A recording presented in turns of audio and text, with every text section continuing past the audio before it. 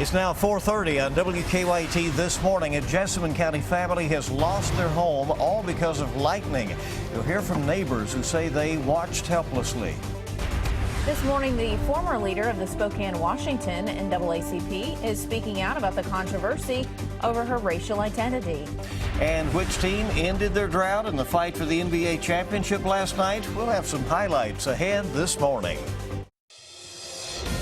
Tracking, alerting, protecting. This is WKYT This Morning. Good morning. It's your Wednesday hump day, and it's a foggy morning out there for sure. I'm Bill Bryant. And I'm Rebecca Smith, and let's get a latest check of the weather and the fog situation with Micah. Yeah, and we're looking outside, seeing that rain back toward the west, and it's pretty much going to stay there until it slides into our northern zones here in the next couple of hours. It's a lot of rain, and you are getting some thunderstorms within that. No severe weather out of that, but like I said, it is heading toward the northeast. Right now across the state of Kentucky, we're looking across the region. And look, when I pulled out of my driveway, it was extremely foggy. But then I got about, I would say about a mile down the road, and it's clear. It's very patchy outside. And you can see all the cameras across the region showing in most spots without any fog. So it's very patchy. Today we're going to be right there in the 80s again. Maybe even some strong thunderstorms. We'll watch that severe possibility in the next 48 hours, and I'll have that coming up in a few minutes. Okay, we'll see you then, and we thank you. And this morning, investigators think lightning sparked a fire in Jessamine County that destroyed a house. This is what the first alert defender looked like when that storm moved through Jessamine County yesterday. Chief Meteorologist Chris Bailey says it had nearly 1,000 lightning strikes in that hour. Firefighters from multiple departments were called out to battle this fire on Golf Club Drive near US 68. Garrett Weimer has the story.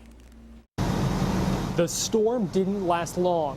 There was thunder booming, it shook the house, and there was bright strikes of lightning.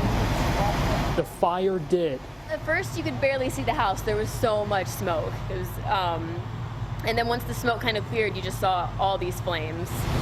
Firefighters say a lightning strike hit this home in the Harrods Ridge neighborhood. That started a fire in the attic that firefighters say spread quickly. An attic is an open area with plenty of fuel, so it doesn't take too many minutes for that to get going, and a lightning strike, obviously very powerful force that creates a lot of heat. Firefighters tell us that family inside the home at the time saw sparks shoot out of the power outlets when lightning struck. Neighbors described seeing flames shooting high into the air when they walked outside. You could feel the heat. I mean, that's how big the fire was, and that's how close we were to it. Crews from Nicholasville, Jessamine County, Wilmore, and Lexington all helped fight the fire.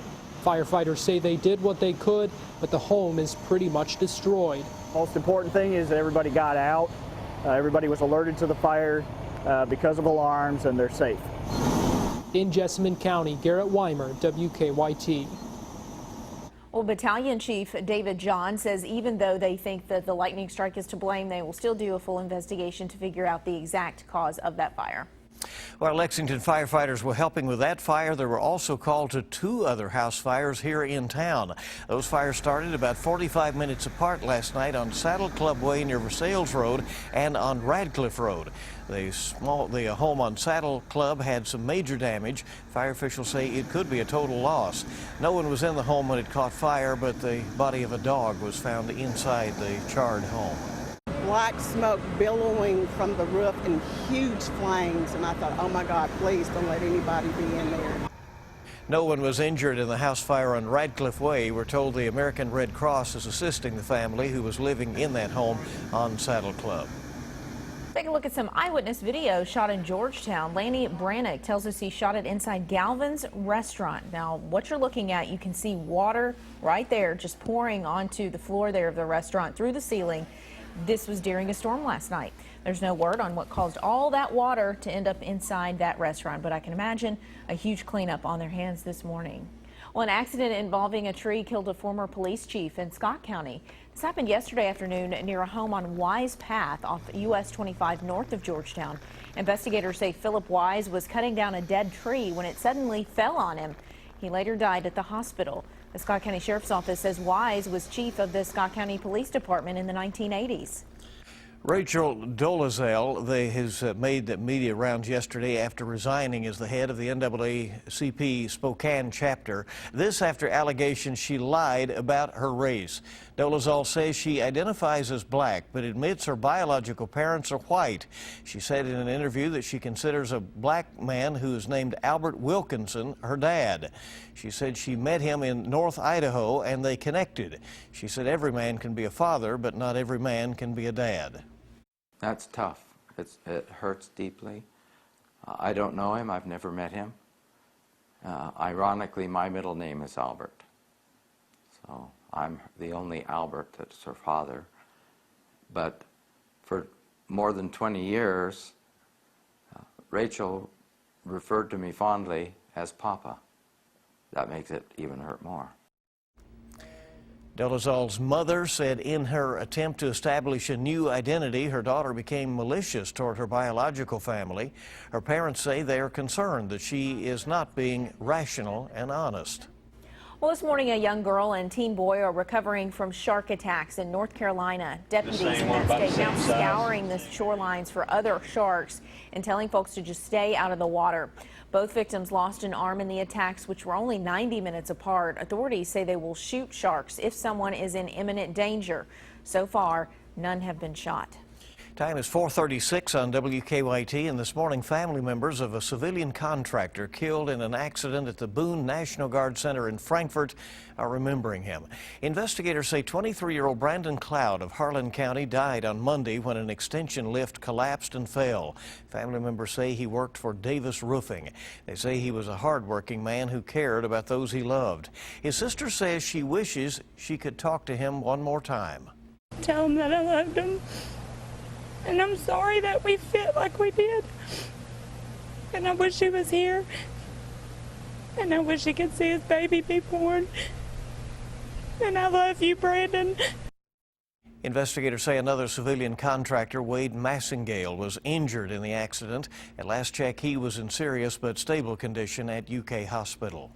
This morning, investigators think wet roads played a role in a deadly crash in Leslie County. This happened yesterday afternoon on Highway 421 in the Munsey's Creek community. Investigators say 22-year-old Marina Lee lost control of her car in a curve, crossed the center line, and was hit by a car going in the opposite direction.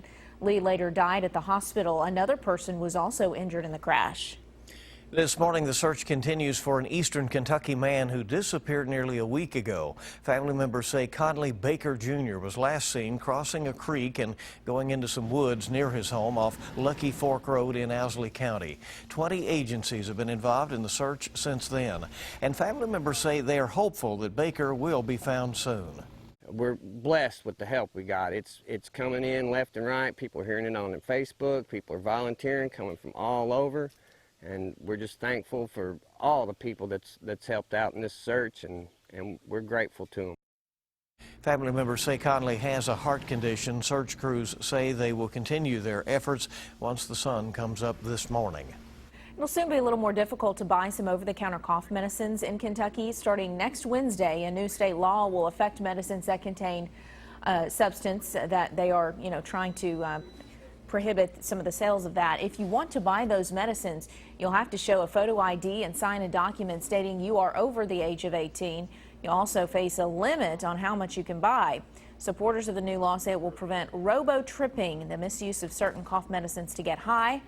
For a look at all the new state laws going into effect next week, just go to our website, WKYT.com.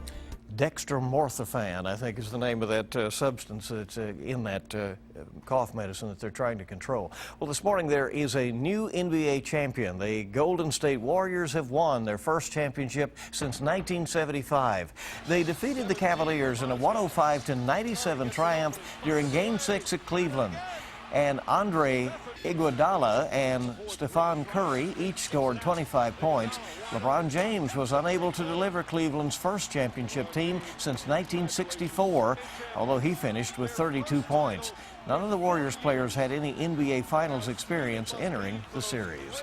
And the celebrations began out in California. Yep. All right, WKYT this morning at 4:40 is just getting started on your Wednesday. Do hotel pillows miss the mark for comfort? Moms Every Day has a surefire way to make sure your hotel stay is just like home. Coming up.